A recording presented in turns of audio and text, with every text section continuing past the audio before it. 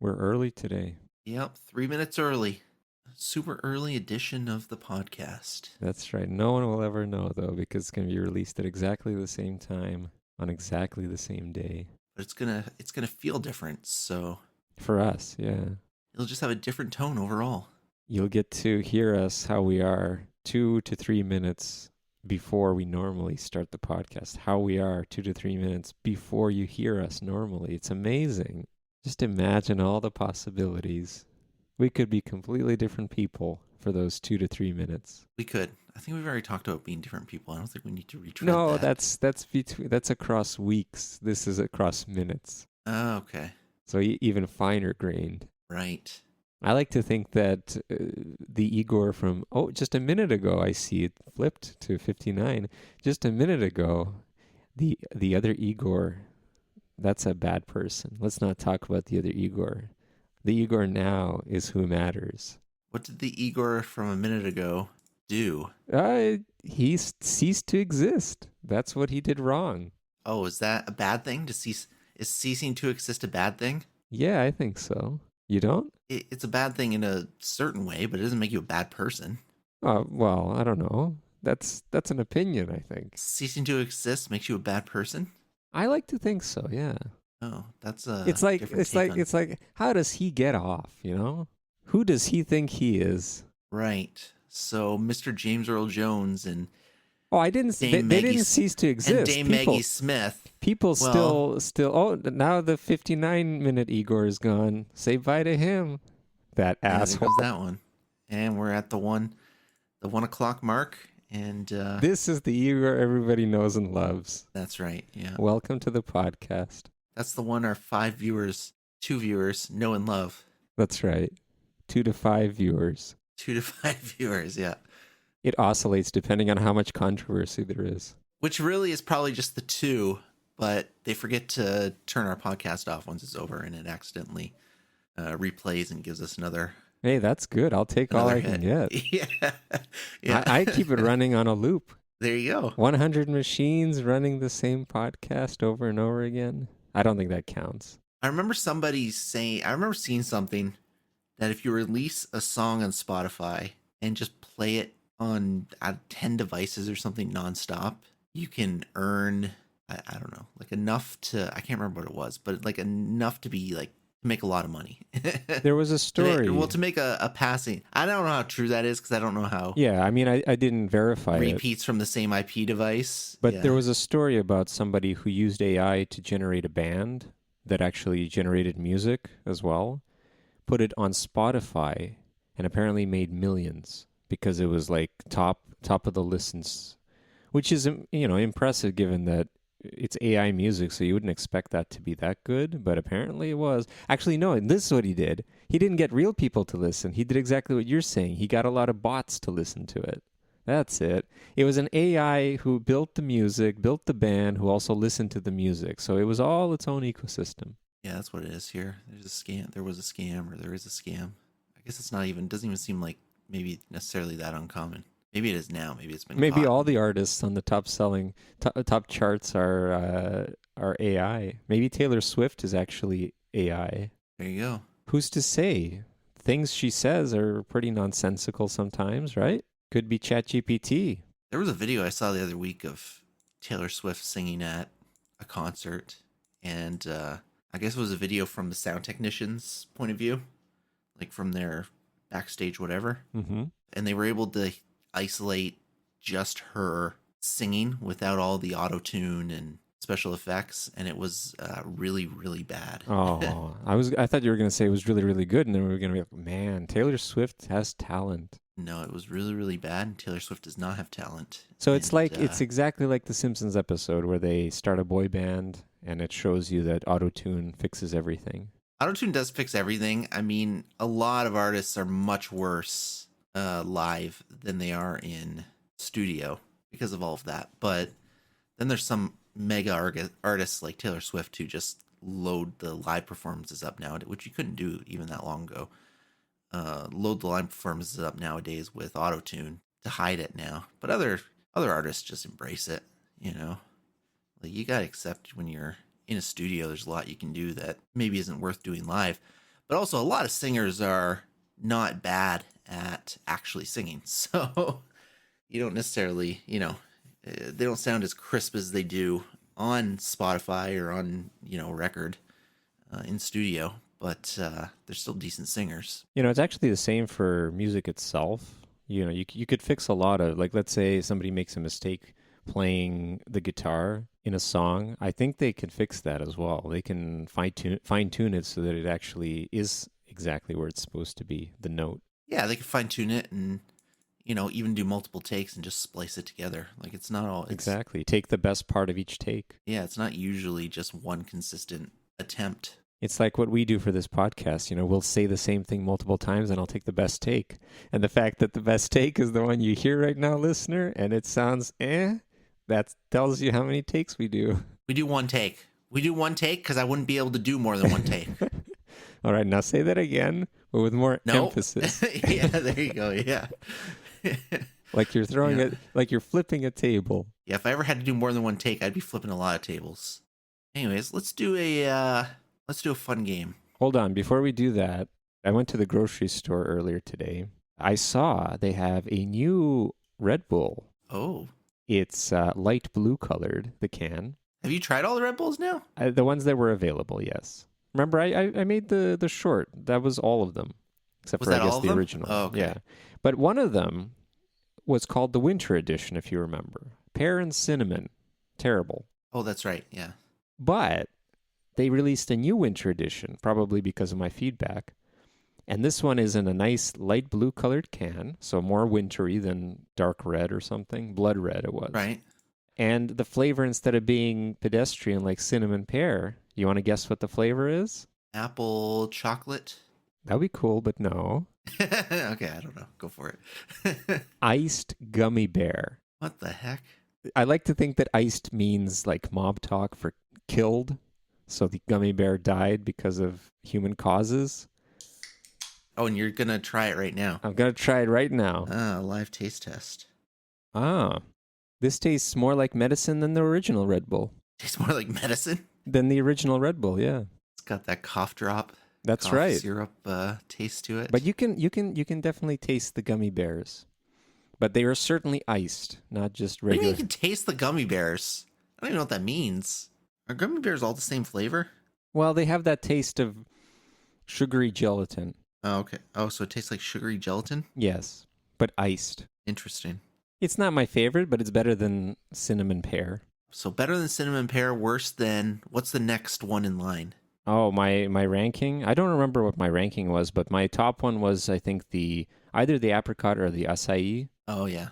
And then the next one, I think, was the tropical, and then banana, and then watermelon. I think watermelon banana was all kind of tropical. They were all pretty good, so I can't really compare. But yeah, so this one's still the worst, but hey, So the gummy bear is still at the bottom. It's still at the bottom. They're getting better, though. Their winter editions, maybe next winter. I'll give them another chance. Maybe next winter. Why would they change their winter editions? Why don't they just get different seasons? Well, there's only so many seasons. Well, yeah, but you didn't try but you didn't see any other seasons. They don't believe in any other seasons.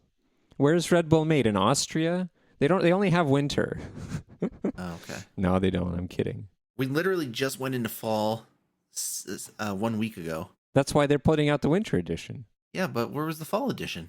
It's like Halloween. It's there, but there's no They could have Thanksgiving. made the gummy bears the fall edition. That would have made sense because gummy bears are candy. You give out candy for Halloween. That would make sense. They should have had a Halloween edition. Do they do Halloween in Portugal? Not really. I mean, again, I don't live in a suburban area, so there's no trick-or-treating to be seen. You should go trick-or-treating this year. Just go to strangers' houses without a costume. Just go through the apartments. No, get a costume. Why not? You can get costumes. Dress up as Pinocchio. No, if I dress up as anything, I'm closest to looking like Jim Carrey playing Dr. Robotnik. You don't have to dress up as what you look like. I do. That was the whole point of me growing the mustache and Oh, is that right? and keeping the rest of my facial hair shaved. So you got the big It's not big enough though. I can't do bushy it. mustache. I wish, man. I wish. Okay. I would kill See, you for a should grow it out. mustache like that. I try, but it doesn't work as well as Jim Carrey's natural stash does. Yeah, I'm sure it's natural. You got to grow it out. That's what you got to do. You just got to keep growing it because it never looks as good as you think it does until it gets there. That's the thing. And then you got to use mustache wax or whatever. 'Cause it's I not actually gonna bought prop up. mustache wax, but I don't know how to use it well, I think, because it kind of clumps up. It takes practice. Yeah, It takes I practice. imagine. But I also trim it down because I hate when it goes in front of my lips. Yeah, me too. You know how when it like droops? I keep it so that it's still growing and it's bushy, but it has to grow forward, like Pinocchio's nose. So we're almost there. We're halfway You're there. getting there. Yep. We'll combine the two. Dr. Robotnik Pinocchio. That's what I always hated about having my beard was, well, you get the strands that come down from the mustache, but I always trim those off every few days. But the sides could like flip over into your mouth, or when I was sleeping, because I sleep kind of on my sides, on my stomach, so like half on my face, and you get my mustache hairs would go up my nose. It'd be, it was so annoying. Like I hate it. You got to wear one of those mustache protectors. I shaved my entire thing off this week. I saw, yeah. Congratulations. You're free. Yeah, I'm probably going to let it grow back. The entire reason I even grew my beard in the first place is because it hid my fat head. You got to embrace the fat head. No, I got to lose weight so I don't have the fat head anymore, and then I don't need Yeah, but beard. well, exactly. But then you got to own it until you lose the weight. Otherwise, you're going to be hiding it. Yeah, there you go. But it's getting winter again, so I'm going to... I have to shave it in the spring and grow it in the winter. What, are you a bear? Are you like you stock up and then hibernate during the winter? Yeah, for the winter. Yeah. You keep your face warm. You got, well, It works. you could wear a scarf. No. I'm not fancy like that. I don't like wearing scarves. It looks too, I don't know. It's not for me. For me, it's just, it doesn't feel comfortable. I was always encouraged to wear scarves by my family. And I get the appeal where it's like, oh, if it's really cold, it does help. But man, I hated the feeling of having a scarf around my neck. Probably because, I would always tighten it up so that it's like I'm choking almost. Obviously, you're not supposed to do that. Well, yeah. But also the fact that just, I don't know, it's hard to breathe when it's clinging around you. So it's like it's like wearing multiple You're not layers supposed to of put masks. it over your face. Well, if it's cold, I you're mean, I guess you supposed to. can a little bit. Yeah. You can a little bit, but you're supposed to keep it around your neck. That's the thing. Neck and chin. I don't know how to do that. Well, neck and chin. If you're that close, what if you don't have a chin? Right? What if it's I've known people in my life that don't have chins. Exactly. And I don't understand the evolutionary chain there, but maybe chins aren't important. maybe it's not. I mean, what? What are they for? What are they for? Chin wagging? To give your face a look that's not what the chinless ones look like. No, you know what it's for? It's so that if you need to hang off of something, you stick your chin on there, and you got a 90 degree bend with your body, so you're hanging there. There you go. Yep. If your hands are tied, you need to hang on something, you hang on your chin. Yep. Yep. That's where the evolutionary chain came from. I don't think we're talking about those kind of chins. That's the other extreme. There is a middle. Well, yeah, you're right. I guess I'm not going to grab anything by my chin. grab life by the chin. No, that's not a saying. We're not going to make that a saying. Well, that's good. You drank the Red Bull. We rated it. Talked about chins. All right, let's play a game. This is the boomer quiz. Okay. What's a boomer for anybody who doesn't know? An older person. How old? What is the exact range that they give to I don't know what the boomers? exact range is, but this is what this quiz is going to, Oh, it'll tell us if we're a boomer. It's going to tell us how much of the scale, how close you are as a boomer, how much of a boomer you are. Here's 20 things that are deemed to be more boomer-esque. And some of these things, younger people would never even have, completely clueless about. All right. So you're going to give yourself a point every time you've never done one of these things. All right. Anytime you've never done one of these things. And when I say never done one of these things, I mean like as part of day-to-day life, not as part of a tourist attraction. Yeah.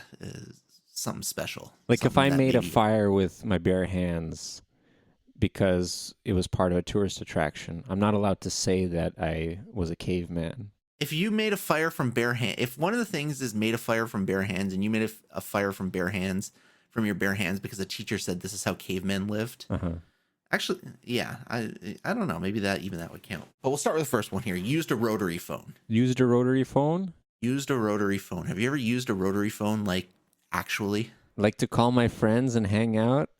Hey chaps, how's it going? Well, it doesn't have to be No, all your friends and I hang out. think I think my family had a rotary Did you have phone, one in your rotary? but this in was your home way when you were back. young? This That's was okay. Even if you were young, you know, I don't expect the answer to be like in 2015. I used a rotary phone. I mean, I don't use one right That's the now. whole point of the boomer. That's the whole point of the boomer thing. I always used to make a joke about rotary mobile phones when I was young, when I was like probably 10 years old or something. I remember I even made like a little icon for myself for something where I used that icon, and there was a rotary mobile phone. A rotary mobile It'd phone. be hilarious, man. That would be interesting. I like this. I will say that yes, I probably did use one on more than one occasion. Yeah, because if you put a rotary phone in front of a kid nowadays, they won't know what to do with it. They won't know how to dial things. And I've seen videos of that. Yeah, but I might not even. If you give me like a couple minutes, I probably remember how to do it, but probably not off the top of my head. I wouldn't be able to like call somebody immediately. What? Why not? I don't know. You just you put your number in, you put your finger in the number hole and zip it around to the little clicker thing that's towards that's all. You want to dial a 9, you put your finger in the 9 hole and spin it around to the clicker thing and then let it go, and then do it with the next one and spin it around and let it go. Yeah, but what if you need to call, because it's not, I remember it being not very simple. There's some things you can't do with a rotary phone. Yeah, exactly. So, and I think you have to go through some hoops to do certain things that Yeah, you but we're just not take talking for about that. granted. We're just talking about in general. Okay. So if I need to call 911, yes, I can probably call 911. Okay, so you've used a rotary phone. There you go. So you don't have to give yourself a point for that. Oh, you get a point if you didn't. Yeah, lowest score wins. Oh, okay. Used a floppy disk. Oh, yeah, absolutely. I still use those. Yeah, I don't think that's true. No, I would never.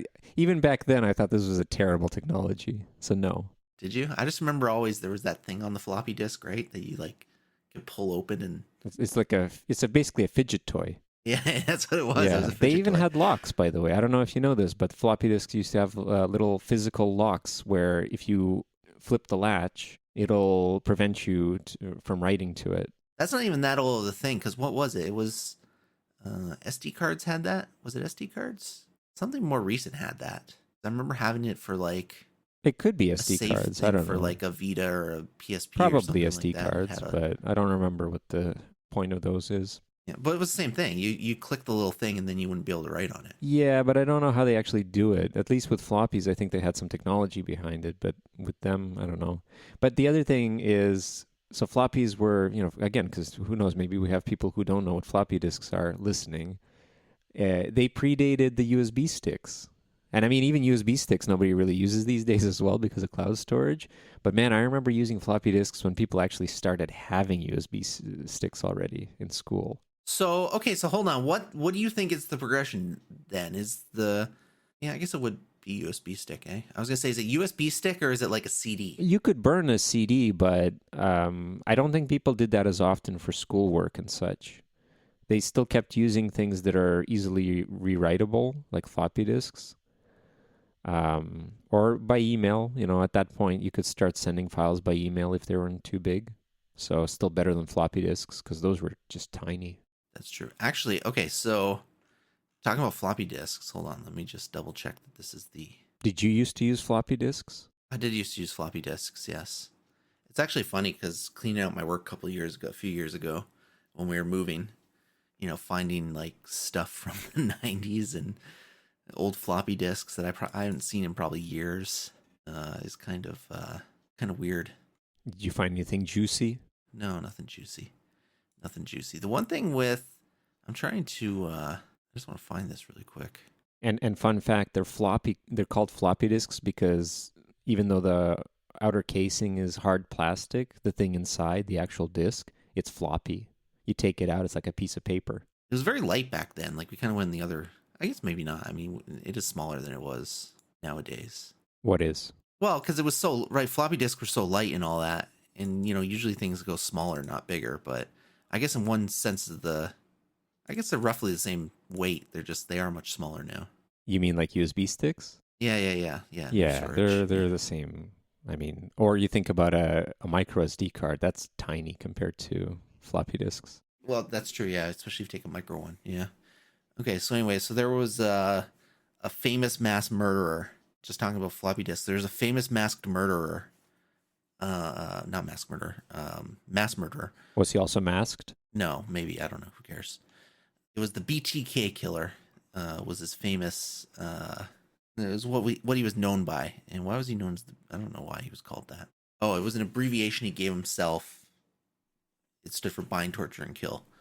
And he'd communicate with like police after his murders. So kind of like the Zodiac killer, right? He sent in the puzzles, but this one wasn't really puzzles. It was more just direct communication, like taunting the police, right?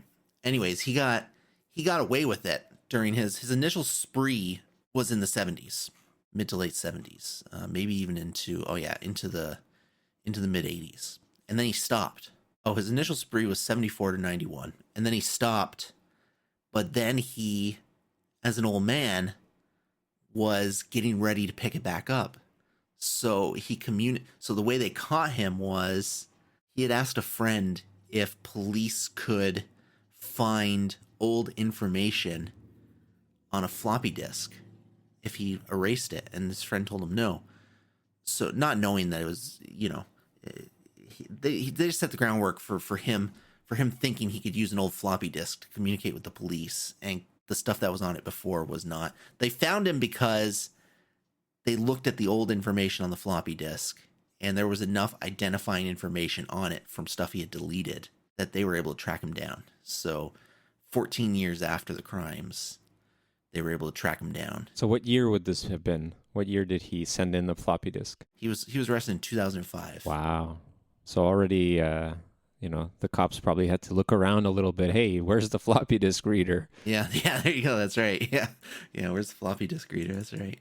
Yeah, that's definitely that's something to keep in mind for people. It's whatever media you use, even if you erase the data from that piece of media, it's a very good chance that somebody can still retrieve it. That's right.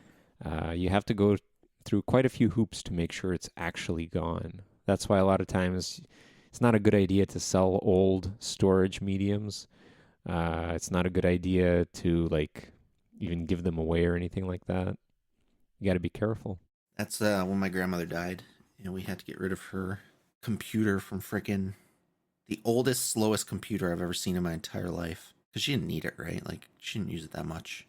So when we got rid of it, we just destroyed the disk, like physically destroyed the hard drive. Yeah, that's a good Just way to of be doing safe. it. I think we put a nail through it or something like that. Sure, yeah, because as long as you destroy all the platters, because there's multiple small silver platters inside. So as long as you put a nail through it vertically like that, it should destroy all of them. Yeah. So got rid of it. Had to protect the world from all the evil stuff she was doing on it.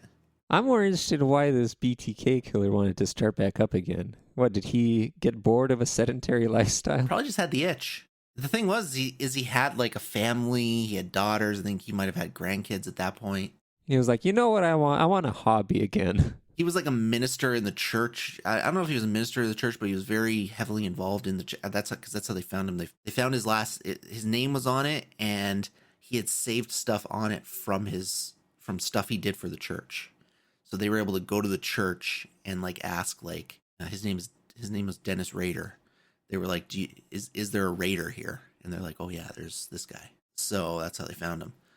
I think they just get the itch sometimes. I think a good number of murderers have been found years on because they just can't stay away. So if you're going to murder people, guys, and you're getting away with it, just stop and don't go back to it, because that's when you make, things progress so much between the early and mid 90s to, the early thousands, mid thousands, crime scene technology progressed so much. There might have even been a good chance that in the, early 90s, if he had done something like that, he might have gotten away with it.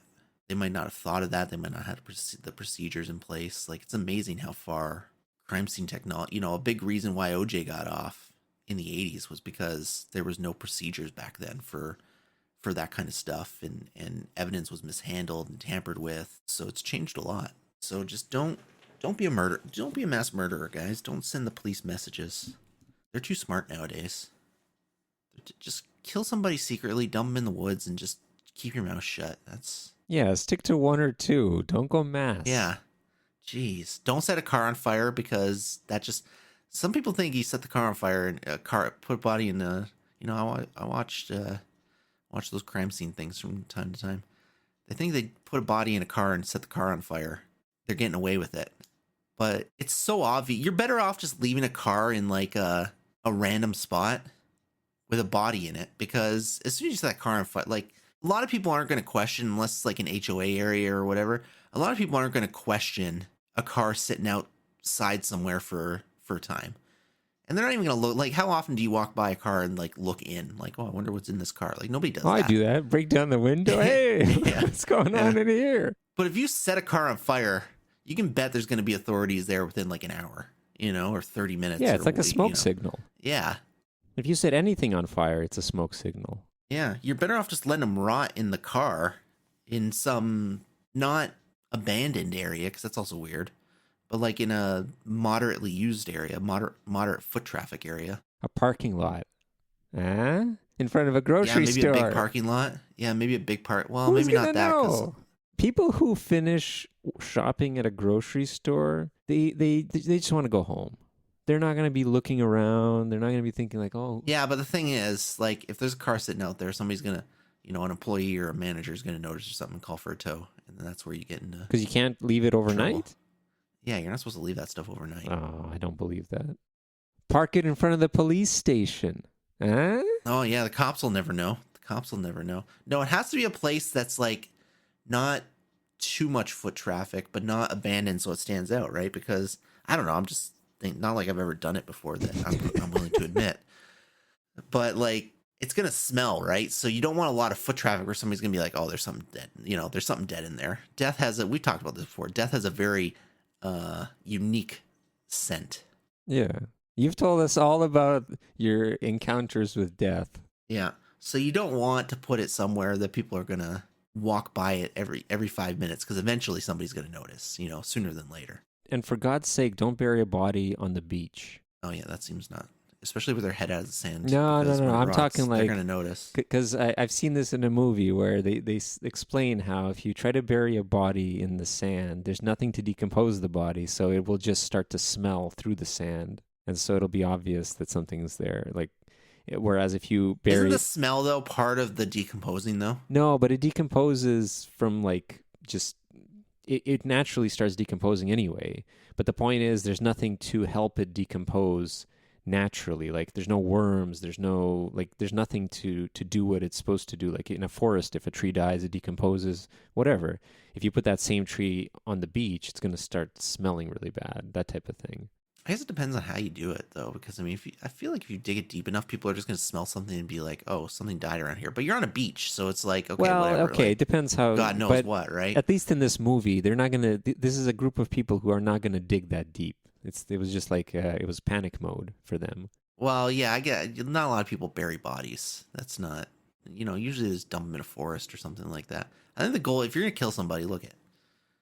This is a terrible podcast. Yeah, what happened, man? We were talking about my winter edition Red Bull. I know. We were talking about rotary phones and boomers. Now we're talking about burying dead bodies. No, getting away with murder. We're talking about getting away with murder. I didn't say we're going to get away with anything at this point. If you're going to kill somebody, the goal should be to make sure nobody finds the body for as long as possible. That's what the goal is. Because the longer, they're rotting and all that, the harder it is to... get a trail that leads back to somebody, and the longer, the harder it is to gather evidence and all that stuff. So you want them, you want to be away from the site, and you want it to be in a place that nobody's going to find it for a long time. That's what I think. But anyways, I digress. But I have no experience with this. Disclaimer. No, I have no experience for this either, but I feel like, what was the thing? I was watching a case of this it was this week or last week, of this 14-year-old in, I don't know where the frig it was, Georgia or something like this, who killed her mom, shot her mom in the head 3 times. There was not video of it, but like video in the house with sound and all that. You could hear the mom screaming once, the first shot or two was fired or whatever. And then she texted the stepdad from the mom's cell phone, said, when you coming home? I need you, whatever. And then tried to kill the stepdad, who ended up living. Anyways, so her court case was last week, and she got sentenced to life without parole for the killing, which was controversial enough to, because she was 14 years old at the time of the murder. But I don't, something happened or something was said during that court case, and I can't remember what it was, but it just got me thinking, like, I feel like it's kind of natural. Maybe I'm wrong. Maybe I'm just fucked up. It's kind of natural to, like, see these murder things and be like, they should have done this. Yeah, Armchair Murderers, of course. Yeah, yeah. Like, it's natural. I feel like everybody's thought about it. Everybody's thought about, how would I do this if I was in their there's shoes? there's that one person you hate, or just that one person you see on there, and you'd be like, how can I get away with this?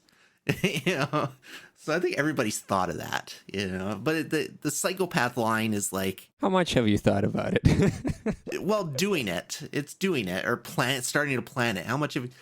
How far have you gone into the actual planning? How much has been in your head versus out of your head? Yeah, how much have you written down? So, that's right. Yeah. How much is written down, drawn? How much prototyping have you done? How many dummies have you simulated this on? That's right. So I feel like everybody's thought about it. So my thought was like, get it away. You have to get it away, get it hidden. Don't dump it on the side of the road. Don't dump it on the side. So many hikers find corpses. And it's like, why are you dumping corpses on fucking trails? Get them into the forest. But it might be harder. I guess. I think you're underestimating how hard it is to transport a dead body. Yeah, to move a dead body. Yeah, just pure dead weight. Yeah. I would just do the Weekend at Bernie's thing, Puppeteer the mom that the 14-year-old killed.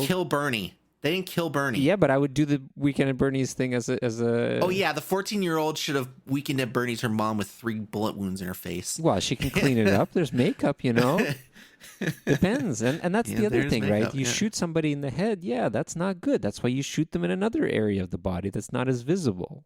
Anyways, let's get back away from murder. Back to quizzes. Let's try to get through half of this quiz this week.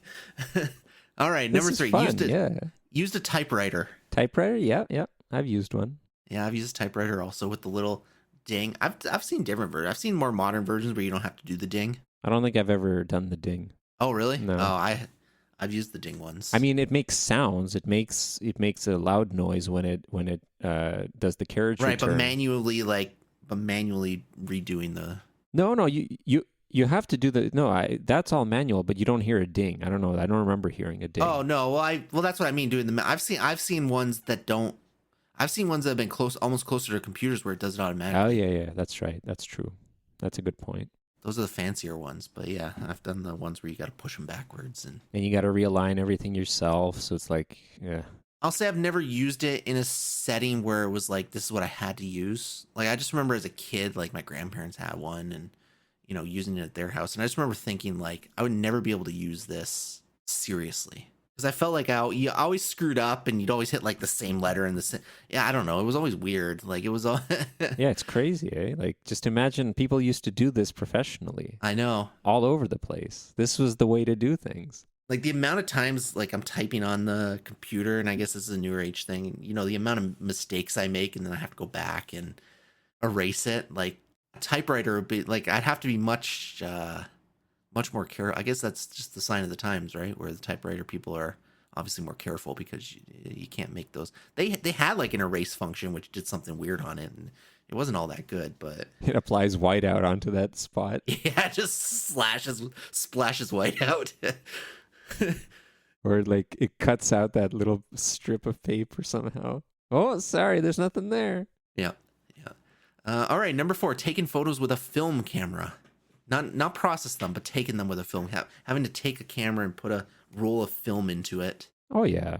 My family was doing that for much longer than digital cameras were available. Yeah. Well, not your family, you. Because old digital... No, myself as well. Old digital cameras were pretty bad. They were terrible. Like, your film camera was way better until... Yeah, that's true. I don't even know how long it took, but man, they were bad. Even when I got a digital camera...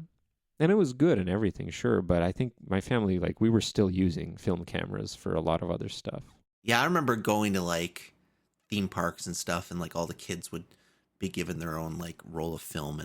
we used to have these little small yellow like rectangle cameras. Like it wasn't even they weren't good cameras. They were just crappy little things for kids. But and even the like lens thing, the thing you would look through was just like a plastic pop up thing. Like they were really cheap fucking film cameras, but they were film cameras. You put the film in, you take them out, you go to the Walmart or whatever and get them developed and all that. Those are the main ones that I remember. I remember. So my film camera story on this one was, I remember it was my brother's soccer game. It was like I don't know, soccer tournament or something like that. And I had my little yellow film camera with me. And it was after the game. And I think it was my brother and my cousin or something like that, whatever it was. And so I had my little camera after the game and I was like, okay, let's take a picture. And so they lined up on the field to take a picture. And then a couple of their teammate friends came over. Eventually the entire team was there and they made this really big long line. So I just remember, to take the picture, which isn't necessarily true. Everything just has to be in the middle of that stupid little plastic framing device. Viewfinder. So I just remember I kept backing up and I kept backing up and I kept backing up to get them all in the stupid little viewfinder. And I took the picture and I remember getting it developed and it was so far back by that point because there were so many people there that were lined up to take the picture. It was so far back you couldn't see anybody. But was it framed correctly in that you didn't have any extra on the sides? No, there was extra room. So that was when I realized, and I was really young, and I must have been like 6 or 7. That was when I realized, like, oh, I guess it didn't have to necessarily be. But how do you know that? Yeah, exactly. Sometimes they give you like something to work with. There's lines drawn in. But again, these were really shitty, right? Little cheapy things. So I didn't know that, but that's what I remember from a film camera. Like I said, I remember going to the theme parks with them, but I remember that soccer picture specifically because I was so disappointed with how it came out. And I think that's what killed me ever wanting to take pictures of anything ever. Like I take no pictures of anything. Like I just don't care. But back then I had my camera, I went around, I did it. And I just remember, obviously I remember it because it's like stuck with me. Not a lot of stuff sticks with you from when you're that young, but wow. I remember trauma. That. I know. Jeez, I can't believe that's a traumatic experience. Yeah. I was so traumatized by this shitty camera thing. But I remember hating the team. I was like, I don't want to take your freaking, I don't even know you guys. I'm just taking a picture of my brother and my cousin. And then it ended up being like the whole team. And there were like freaking 30 people there. And it was like. Wait, they were all lined up in one line? That's it? Yeah. Oh, I don't know. I don't know the specific. I don't remember. That's what you're supposed to. It wasn't like stagger people. Yeah, but I was right? 7 years old. I was 7 years old. I wasn't going to be like, oh, you're a little bit taller. Get in the back there. Oh, you kneel down. Exactly. You're supposed to do hold that. the soccer ball. You grab the We didn't and you have lie in front of all of them then. like you're, on the side and with your hand under your head, elbow on the ground. Yeah, you got nice legs, so you lie down and show them off. Yeah. No, I wasn't thinking like that. It was just line up, and I'm just going to keep backing up until you're all in the frame, and then I'm going to take a picture, and then I didn't even realize you're not even going to be able to tell the difference between the people. Hey, you took an equality picture. That's right. Yeah. No, those cameras, that's the problem with film cameras. You got to be really experienced to get a good shot, because otherwise, how can you tell? Yeah, they were much harder. Yeah. That's right. Now, what I have never done is actually develop my own film. Yeah, me neither. I know, people do that as a hobby and professionally as well, but I've never done that. I'm not particularly interested either, but one of the things that always made me anxious about those cameras, though, it's like if you accidentally expose that film, how if you open the camera while the film is in there, you can expose it and then it's over. Yeah. And it freaked me out because it's like, this was when you're a kid, you don't want to waste money like this. It's not your money, but like you don't want to waste your parents' money by accidentally exposing the film or God forbid there's something good. I never cared about that. I just didn't want to ruin whatever was on there. I did care about that, but I also did care about, exactly. I cared about ruining what was on there because again, God forbid there's something really good that your family captured. You don't want to lose it. So despite what I said about digital cameras back in the day, you didn't have that anxiety. You didn't have to worry about losing anything. Oh, I overexposed this stuff. You just get the files, you store them. That's it. It's true. Do they still have the development places, by the way? Does Walmart have a place to develop photos? Oh, no. I think it's just like kiosk. Yeah, because I remember there used to be like big places in the front of the stores for the photos and all that. I think it's just like kiosks now. But they still do it. There's people who still do it. I don't even know if it's people who still do it now. I think it's just you take it to a thing, plug your USB in, and say, hey, I want this. But what about if you actually have a film camera? Oh, if you have, I don't know. That's what I'm wondering because I imagine they probably don't. I would be surprised if places like, well, I would think now if you have a film camera, you probably got to take it somewhere a little more specialized, but I don't know. I can't imagine it being cost efficient. Like there have to be so few people with actual film cameras nowadays yeah, no, that's why I'm that wondering. it would be cost efficient to have a section of the store and specific staff for that stuff. All right, number 5, listen to music on a CD. Well, of course, yeah. Yes, yeah, I think we're all in that camp. Okay, let's take it back one. Listened to a cassette tape. I have, yes. Yep. I've Yep. recorded onto a Listened. cassette tape as well. Yeah, me too. Yeah, me too. Got to make those bootlegs. Yep. Yep. Well, actually, that's one of the things. Listen to music on a vinyl record. Vinyl. I don't. Is vinyl or vinyl? I always It's say. vinyl. I say vinyl. it's vinyl. Yeah, on a vinyl record. I mean, I've listened to music on vinyl records, but I don't think my family ever had a vinyl record player. Okay. All right. We'll allow you to keep your boomer record intact then. I know because some people haven't actually like experienced vinyl at all in real life. I know the experience. I was never like, oh, let's get a vinyl record player. I was never into that. Yeah. See, my family was all like, even recently, like my family was always into that older stuff. So like even my cousin did a lot of that stuff. My grandma and grandpa collected a lot of that stuff. So there was always like, even when we were at my grandma's house when she was when she died, like I remember them putting a vinyl record onto her record player, which was much newer and finagly than nicer than some of the old ones, but We still had the same spirit though. same spirit. Yeah, same spirit. That's cool. No, I appreciate it. It's just it's one of those things which it's I'm like not like a vinyl, like I don't care. Like there's people like I said, like my cousin's that way. Like I don't know, he thinks it's just retro cool or whatever. And so I know there's people like that. Me, I don't care. yeah, like if I You had know. if I had my own place and let's say I had room for it, I probably would just for the novelty buy a record player. Really? But yeah, well, it's like I like the idea of it, I prefer like if you give me a choice between cassette tapes and record players, I still think record players make sense, whereas cassette tapes just don't. Yeah. It's like also VHS. VHS is which I guess you'll talk about Well, they're later. inconvenient. But They're inconvenient. no, it's just the That's- quality of cassette of magnetic tape in general is just not as good. Whereas I can You see think the of appeal of vinyl record is better than a cassette tape? I think vinyl records are much easier to ruin than a cassette tape. Exactly, they are, but at the same time they have there's something about them that people appreciate way more than just it's a cassette tape. Whereas with No, digital they're definitely you like have a 100% fancy. They definitely are. Yeah, fidelity. fancier media. But with records you have that nostalgia. Cassette is like right in between where it's functional, but that's it. There's nothing outstanding about it. Yeah, if somebody walks up to you and says, "Hey, you want to come over and listen to cassettes at my place?" You think they're like going to be trailer trash. Well, And if somebody, yeah, just a minute. retro just a 80s minute. cool is what I would say. I don't even know if I would like. You're right about the 80s, but I don't even know if I would say like retro 80s cool. I would just say like, "Were you too poor for Spotify?"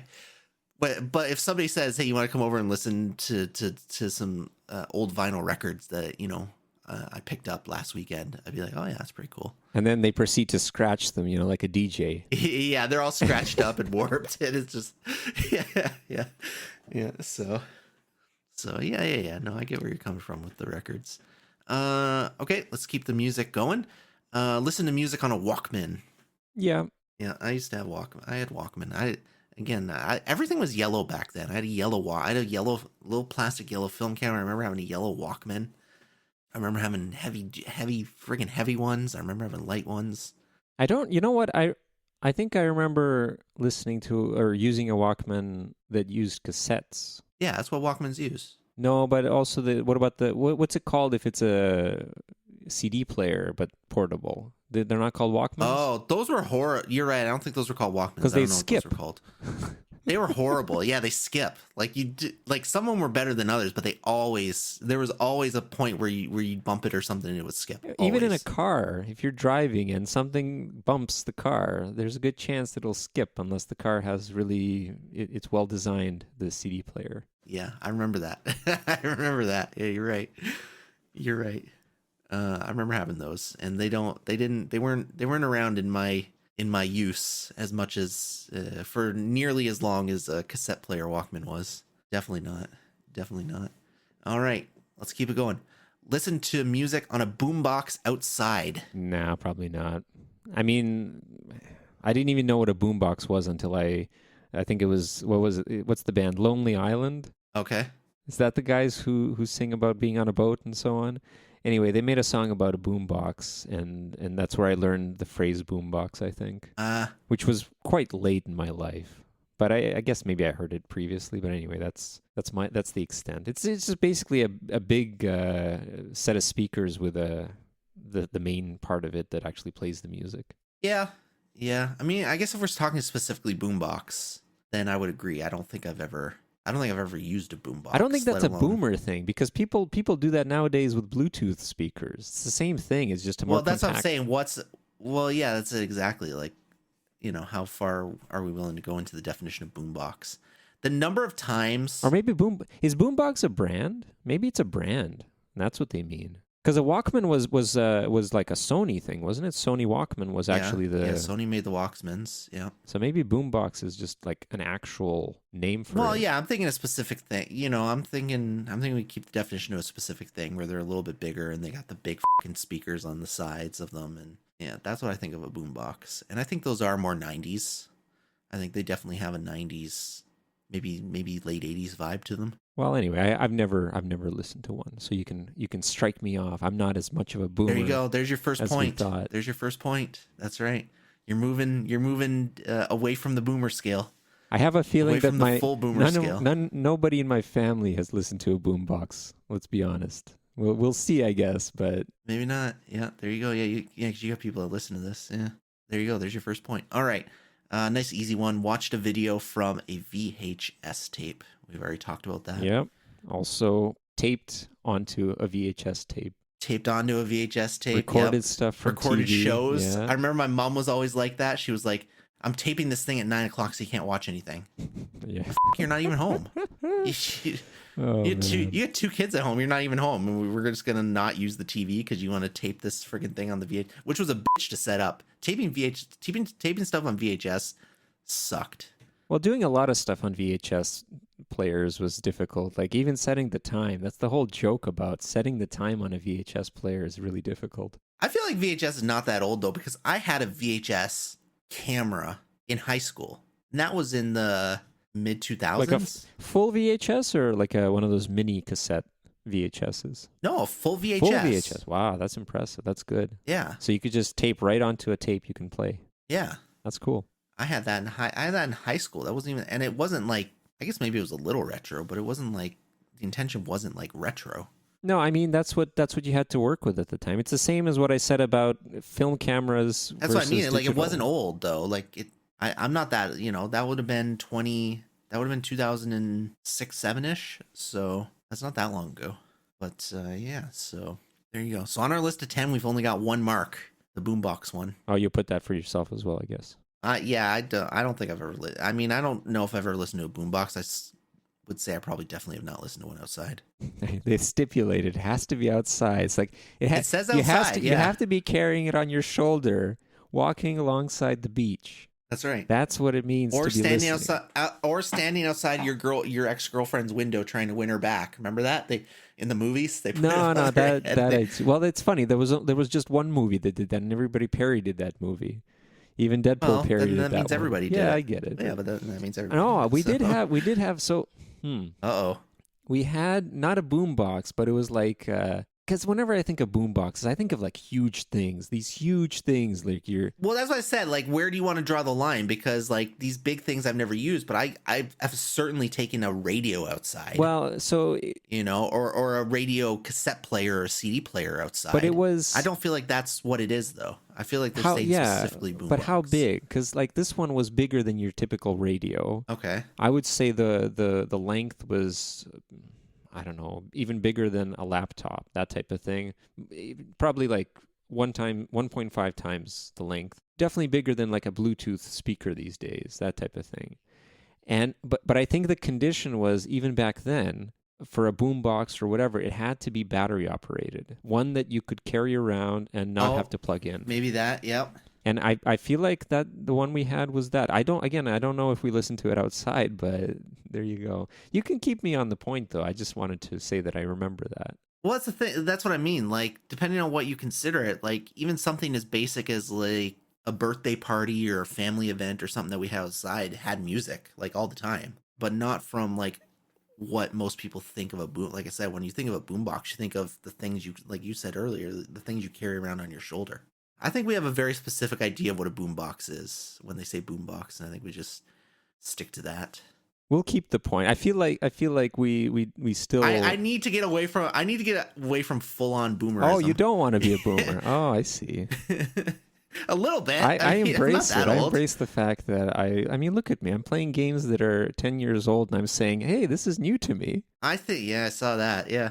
I think 35 is a little too young to be considered a boomer, but we're lining up with a lot of these boomerisms here.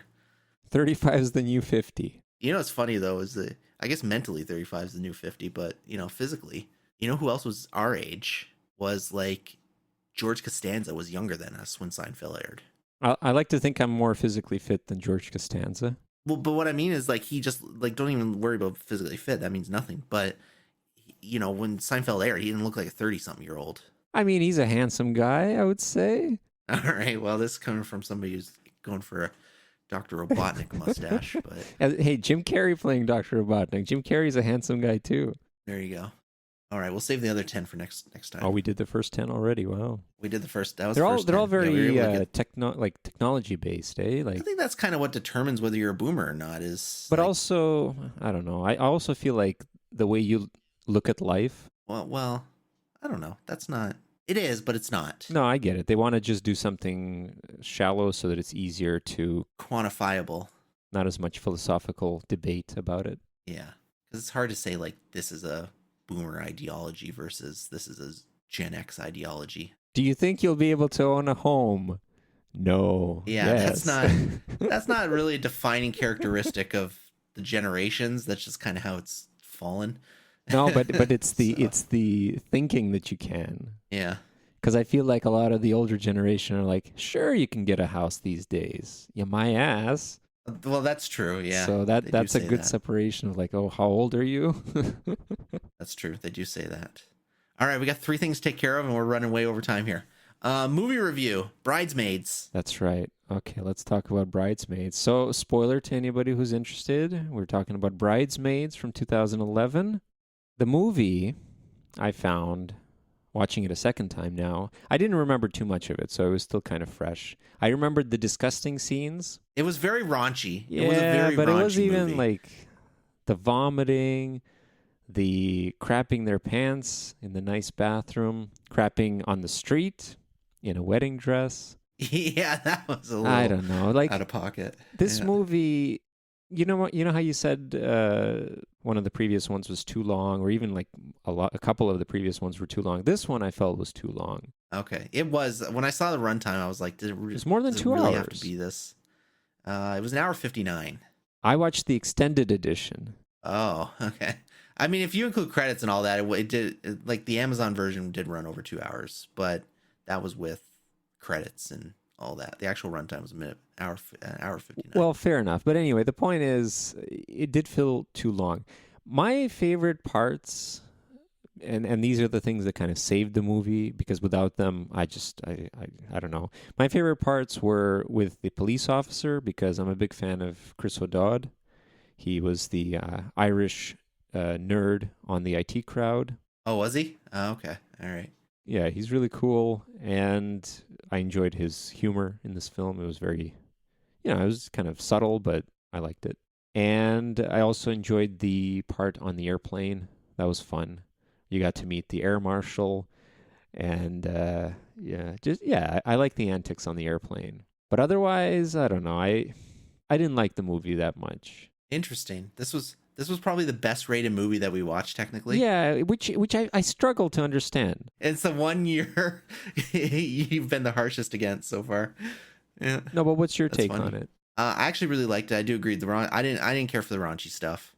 I usually never do. I'm more of a cleaner, comedy kind of enjoyer.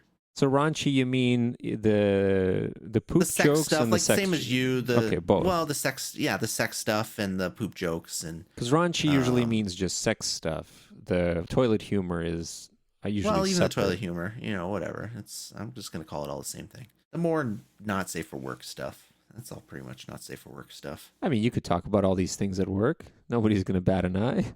They did have a lot of it, though. You're right. Yeah, they did have a lot of it, and even reading the reviews afterwards, and what it was praised for, and all that. Like a lot of people were like, oh, one of the big things was you actually can make a women lead movie that it can be raunchy and outrageous, and I'm just like, yeah, but you need to, like, you don't really need to. That's kind of the thing, but yeah, it went over the line for me a little bit at times, but otherwise, I thought it was a very funny movie. And I really liked Melissa McCarthy's stuff in it. I think she just plays such an unhinged characters, but not. I always feel like she never plays it over the top. She plays it in such a calm, out of pocket way where she just rattles off jokes, and the way that she does her comedy, it's like she rattles off a joke and just keeps moving. Yeah, it's not like she's not waiting for anybody to applaud. No, she's not waiting for any talk back or anything like that. It just comes off as she's just rattling stuff out. It comes off as, it's not improv, but it feels more improv than a lot of other stuff because the way she just rolls it off. Like when she was talking about even the air marshal, just when she first like, you're an air marshal, aren't you? She's like, I can back you up. I'm not. No, but then she explains the thing about the pocket thing about how just give me the supplies right now and I can show you. Yeah, exactly. Yeah, and she just kept going. It's really good. Yeah, so... but I wonder. I mean, a lot of that is down to writing as well. She didn't, which is good. That means the writing. I don't because I feel like you can write that for anybody and they're not going to be able to deliver it the same way that she would. Exactly, but she does a good job making it seem like it's not writing. Because I found that a lot of the other parts in the movie, you can tell, oh man, this is not a natural conversation. You know why though? It's the SNL problem. Because Kristen Wiig, she's the SNL, and so was the bride. She was another SNLer, right? Like I don't really like current SNL people because I do feel like it's just got that. I think they're SNL people, but they give me the vibe of it. If they're not SNL people, they give me they've always, like, I know both of them, Kristen Wiig, and I don't remember the bride's name, but they always gave me the vibe of SNL, like Tina Fey and Amy Poehler, and I don't like those people either. And those are SNL people, but they just give me this, like you said, like they're fake, like reading from a script. And but also like, because the scripts feel too scripted. Like the dialogue didn't feel natural. The only dialogue that felt natural was the dialogue that was meant to be jokes. Yeah. Whereas just the natural stuff that was supposed to be just, heartfelt and girl talk, it didn't seem. Girls wouldn't talk like that. Like just like boys wouldn't talk like that. It's not a way. When you're discussing these things, you're not immediately saying the next witty thing. True. I don't know what they were going for with the movie. That's the problem. It's like they were trying to go for for some serious stuff throughout the movie, but that serious stuff is lost by being too stilted. One of my favorite parts of the movie, though, going back to Melissa McCarthy, because I wanted to point it out. You're a big fan of hers, eh? I'm a huge fan of Melissa McCarthy. I think she's one of. I hate to say this because it's sexist, but I don't like a lot of women comedians. I really don't. I find their brand of humor is just not in line with my own. And Melissa McCarthy's, though, I find is just right fucking perfect for what I like. So I'm a huge fan of. There's very little that I see her in that doesn't that I'm not a fan of. But the golden retriever, I really like the golden retriever part where they were giving away golden retrievers at the bridal shower, right? Mm-hmm. I thought that was funny too. They were like, she was like, you're not allowed to take home a goodie bag, and the goodie bag was the dog with the ribbon on it. Then when she storms out, she turns around, she goes, does anybody else have anything to say to me? And Melissa McCarthy goes, yeah, I already took 2 of the dogs. They're in my van right now. And then later on, they're at home and she's putting the dogs away. There's I didn't know how many there were at the time. I didn't count them. She's like, how many did you take? Oh, 9. And she sits down. She goes, man, it's just so much. It's just so, I really feel like I should have stopped at 6. Like, I was like, what the f-? But it was so good. Just rolled it off. And the way she rolled off how she was with the her government level, and how much money she makes and all that kind of How stuff. many houses she It's like, owns and so on. it had nothing to do with it. Like it could have very easily just not been in that movie at all. A lot of that could have, but That was good though. yeah, it was good. It was subdued and it was pretty funny. It also it makes it so that the relationship she has at the end with the air marshal makes more sense. Like, oh, okay, yeah, okay, they got together, they have a lot in common, makes sense. Yep, yep, exactly. But the other thing I didn't like is I didn't like the standoffishness of the main character. She wasn't a good person, honestly. I didn't. She wasn't a good person, and she was like she pushed away the boyfriend, and she the was cop, right? Yeah, the cop. I felt sorry for him, honestly, because and I didn't understand. I was like, did I miss something? Because admittedly, it was really late when I watched it. Because I watched it last night, and I stayed up later than I should have. Because I was like, oh shit, I forgot to watch the movie. So I watched the movie, and I stayed up later than I normally would have on a Friday night before a podcast. And I wasn't paying, I was paying enough attention, but I wasn't paying super close attention. And she imploded her entire relationship with somebody she genuinely liked because he wanted to bake. Yep. And I get they kind of explained it like, okay, she ran it with her ex-boyfriend and the place closed and all that. But to have that, I was like, did I miss something that she was like that aggressively against it? No, it wasn't about the baking. It was the fact that, and she kind of hints at it when she's driving back and she's calling. Well, she pushes away a good guy. Yeah, because she said it when she was calling she's like, oh, I pushed away a good guy again. That's it. And that's it? That's stupid. It's stupid. You're right. There's no excuse. I don't like characters I don't like main characters who are like that. I really don't. And in video games or movies or whatever, I hate main characters that are like that because it's just where they're just extremely self-imploding. Well, you have to hate real people like that because this is a problem a lot of people I think have in real life. Maybe, but I mean, if you're making a movie where you're supposed to be cheering for the protagonist. Oh yeah, no, absolutely. Like there gets a point where it's like, I don't care what happens to you at this point. Like you just did it all to yourself. And now I'm supposed to like cry when you make up with the boyfriend at the end of the movie. I'm very much a person who has, and it's come across on the podcast and I have fought over it. I'm very much a person who is like, you can do whatever you want, but you need to live with those consequences, and I'm not going to have sympathy for you if those consequences are bad when they're visible a mile away. In those kind of situations, like I just don't like I said, like she did everything she did to her. She argued with the teenager, which I thought was funny, but she argued with that teenager in the shop, which got her fired. It was like, why? Other than, again, you're just, you're stressing yourself imploding, but like, I enjoyed her outburst at the reception, I guess, or whatever it was, where she was trying to put grass into the chocolate fondue, and then and then she just like splashed it over. She tried to eat the cookie. That was good stuff. I enjoyed that. That was good slapstick. Yeah, that was good. But you're right. No, she's a terrible character. Like I hate people like that. I hate people who basically ruin their own life and then want people to feel sorry for them. And that's why Melissa McCarthy's character, she did a good thing by basically just trying to get a rise out of her to be like, stop pitying yourself and do something. Yeah, I didn't expect Melissa McCarthy to save the day on this movie. She's the entire reason the main character turned everything around. Was her little pep talk in her house. I didn't understand why she came to visit her. Because she was she kind of said it like she was the next one. But why? Like when she needed to rant, when she needed to rant and complain and go, woe is me, like she was just the next one. She tried calling her other friend and her other friend didn't answer her, right?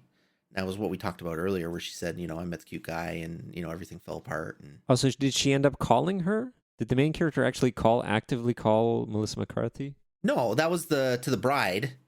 And then she just probably needed to, I'm going to say probably needed to, because that's what makes sense in my head. She wanted to talk to somebody about everything. And the bride was mad at her. She couldn't talk to the boyfriend, doesn't like her mom. But Melissa McCarthy and her were childhood friends. She's like, I don't have any friends. And Melissa McCarthy was like, then why are you here? We grew up together and I've been here for you forever. And I don't remember her saying that they grew up together. Because Melissa McCarthy went on about how she went through school. Oh, that's right. She went through high school and got bullied. Yeah, so maybe not grew up together, but just known each other long enough. Because Melissa McCarthy is the brother of the husband of the best friend. So Yeah, that's I right. can't imagine they would have known each other that long. But whatever. If she doesn't have many friends and she wants a friend and she thinks the main character I think is, regardless, I think the point was that she was kind of the next best friend. sure. So that was where she went, or maybe just saw Melissa McCarthy as more of a pathetic character, right? Because the other two friends, I mean, there was the evil one who always looks sad. I couldn't stand her facial expression. The evil one? What do you mean the evil one? The other best friend Oh, Helen? of the bride, Helen. She's not the evil one. I wouldn't say she's the evil one. It's yet another case of like the main character keeps ruining things. She's the when she could have just like let the woman do what she needs to do, whatever. Okay, but what I'm saying when I say evil one, like if you're gonna apply the antagonist tag to somebody, She would. Oh, I guess, in this movie, it would be her. Yeah. Now, antagonist doesn't necessarily mean evil, but against the main character. Well, yeah, but don't say evil then. She's not Cruella de Vil or something. I don't know. I kind of feel though that they were kind of rivals, though. It felt like she did sabotage her a couple times. Like did I miss it or something? Like even She did. like the plane, she drugged her on the plane. She did. Well, I mean, she did. But the point is, I think if the main character just left well enough alone, everything would have worked out. But she insisted that, like, no, I'm not going to let you have my best friend. I'm not going to let you have my best friend. But ultimately... Right, but that's your and my opinion of it. I'm assuming the general opinion of the thing is that this is a sob story and you're supposed to be sympathetic to the protagonist. Ergo, you're supposed to be not sympathetic to the antagonist. So, but she always looked sad, didn't she? She always had this weird expression on her face. Well, maybe that's the trick, right? Because technically she is sad, right? If you listen to her speech at the end, well, yeah, she actually is not a very happy person. So in a way, she's doing a good job then. You picked up on it, whereas nobody else would. But anyways, so that wasn't a friend. The other two were married, so you couldn't go to her. Melissa McCarthy was really the only other one who was in the zone of where she was. Yeah, or she thought anyways, but then it turns out that Melissa McCarthy's actually, pretty well off for herself. She got her own 18-wheeler. Of course she's well off. Yeah, she's like, what did she say? I bought a trailer last week, didn't even need it. Like, No, she specifically said an 18-wheeler. Was it an 18-wheeler Yeah. that she didn't need? Oh, okay. All right. Yeah.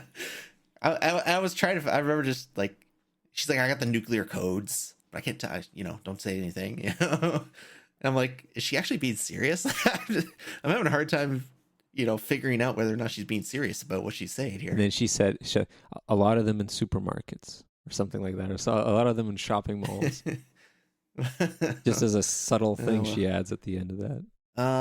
All right. Question of the day, King of the Hill, Rough Night or Bridesmaids? For me, it's still Rough Night. Still Rough Night. It's Wow. still it's so much more concise, so much more pointed, and I found it more fun to watch. Interesting. I'm actually gonna give it to Bridesmaids. Oh, nice. Okay. I think I like Bridesmaids more. I think Go with the crowd. There were things I didn't like it. Yep, absolutely. I'm gonna jump on the bandwagon. There were certainly things I didn't like about it, but overall, I thought it was. I don't want to say I thought it was good because I didn't think Rough Night was good either. But I thought it was a fun movie. I thought it was a funner movie than Rough Night. Anyways, tell us what's next. All right. Let's see here. Let me open up Movie Randomizer. Oh, okay. This one we're gonna love. It's called Abduction. Okay, we got this might be an ambiguous one, so we might have to get on the same page here. Probably 2011. I'm just guessing. Let's see. Yes, 2011. Abduction. With Taylor Lautner. That's right. Okay. Action thriller. Look at the rating on Rotten Tomatoes. 5%. We're gonna love this movie, man. It's got Sigourney Weaver in it. That's not bad. That doesn't tell me anything. No, I know. She's been but in bad roles too. She has. She's not the most consistent person. I recognize Taylor Lautner, but I don't really know who he is. He was in Wait, it says it Twilight. was last before he died. Oh, Singleton. Oh, the director. Okay, this was the director's final film. What did the director direct? I feel like that's more important than... Oh, he directed Too Fast, Too Furious. Oh, okay. I'm gonna love this movie then. He directed Boys in the Hood. Oh, awesome. Oh, he directed Shaft. Oh, he's a bad mother. That's right. Yeah. Okay. This could be This is gonna be hit or miss. This one's gonna be hit or miss, I think. He was a production assistant on Pee-wee's Playhouse in 1986. Oh, you can pick up a lot by being a production assistant for Pee-wee. He was a director of a Michael Jackson music video. Which one? Remember the Time. I don't know that one, so it's probably not Yeah, very me good. neither. It wasn't. Yeah, probably not. If It's you had true. said Thriller, maybe. All right, so Abduction. All right, word of the fortnight.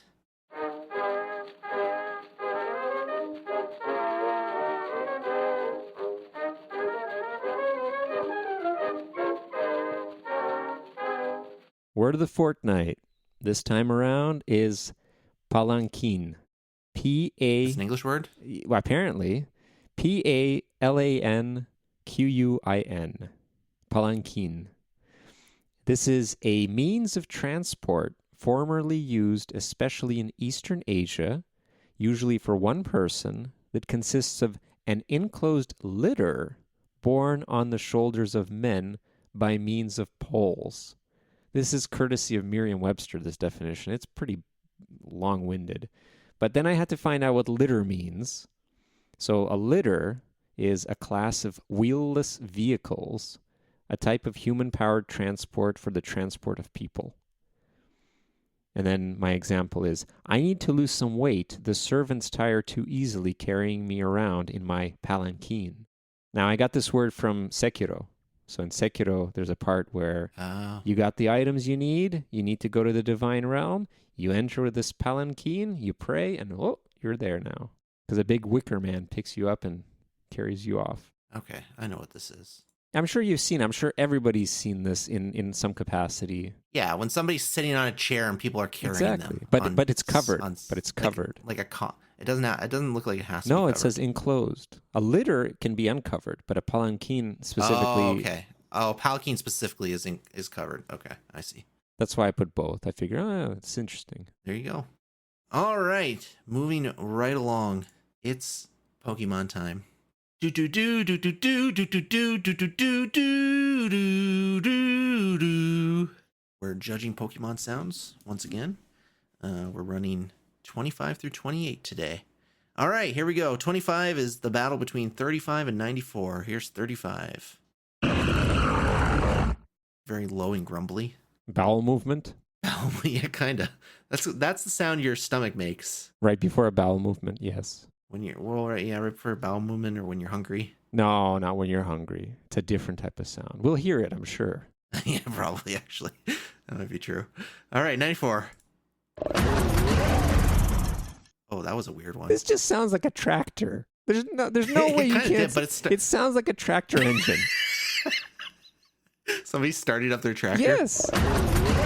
It even has like that beginning like rev. It's not. It's more like a lawnmower almost because you can hear it's like somebody pulling the cord to start a lawnmower. That's what I mean. You can hear like the rev. Yeah. Like that initial little kick up. I'm gonna go with the tractor. I like the fact that it's 94? Just literally, it's just literally taking a real world sound effect and saying that's a Pokemon. Yeah, I agree with you. I like that one. I actually don't hate that one. Maybe it's not a Pokemon sound, but I don't hate it. I want to know what Pokemon it is eventually. Yeah. It'll be fun to see what some of these Pokemon are. All right. Next up, number 51. This is battle 26 between 51 and 78. Here's 51. Again, just a very basic roar. No, that's a car like swerving, skidding a little bit. No. Your mind's stuck on vehicles now. All right, 78. God, they all sound the same today, don't they? Jesus. It's a bird. But what kind of bird has a deep guttural growl followed by a high-pitched screech? Zapdos. You're right. It's probably definitely a bird, but I don't know what kind of bird. All right, who do you got on that one? We'll play the first one again. All right, 51. The second one. The 70. second one. I prefer the second one. Yeah, second one's got more it doesn't make any sense whatsoever, but it's got more variance to it, which I appreciate. All right, 78 it is. All right, battle 27 between 46 and 83. Here's 46. All right, that's a little more of a cry, and then it sneezes at the end. No, I like to think it's wings flapping. Oh, maybe. Because again, it's a bird. That's not really a roar, though. Yeah, At that point, but that's not a call. Wing flapping is not a but call. neither is a sneeze. Well, yeah, but it's a sound it makes. It's a sound it makes versus a sound it produces. What's the difference? I don't know. There's a difference in my mind. 83.